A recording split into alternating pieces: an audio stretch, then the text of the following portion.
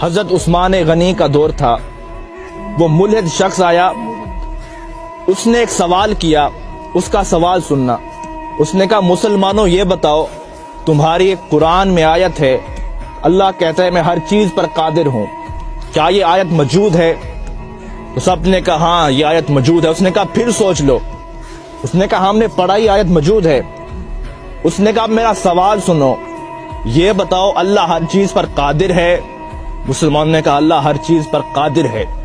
اس نے اب سوال کیا، اس نے کہا یہ بتاؤ اللہ چاہے تو اپنے جیسے خدا بنا سکتا ہے؟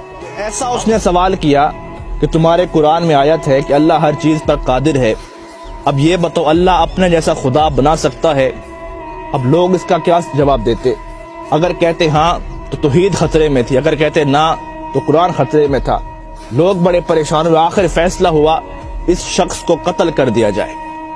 وہ شخص مسکرا پڑا، اس نے کہا میں تو قتل ہو جاؤں گا لیکن میرا سوال زندہ رہے گا، اس سوال کو لوگ سنیں گے اور میرا ایک نظریہ، میری ایک جماعت بن جائے گی۔ فیصلہ روک دیا گیا، اسے قتل نہ کرو۔ آپس میں بیٹھے عالم حضرات، لیکن اس کا کوئی جواب نہیں بنا۔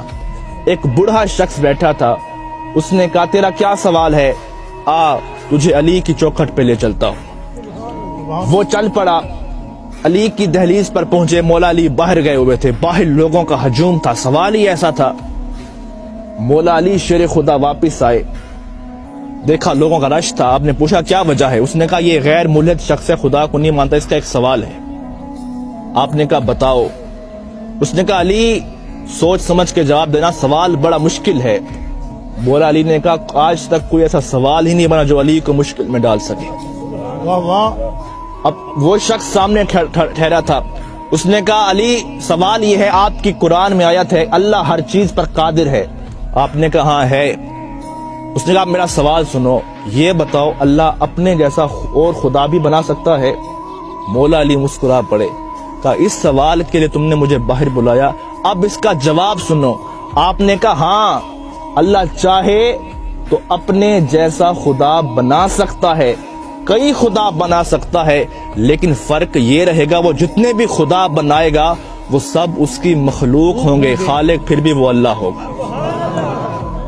اب وہ پریشان ہوا، اس نے کہا علی بتاؤ تو صحیح یہ علم کہاں سے سیکھتے ہو؟ ابھی ہمارا سوال ختم ہوتا ہے، آپ کا جواب آتا ہے، بتائیں تو صحیح یہ علم کہاں سے سیکھا؟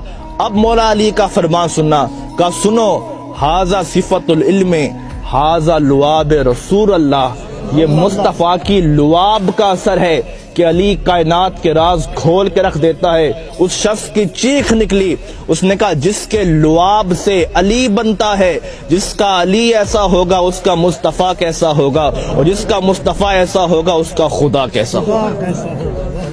تو میرے دوستو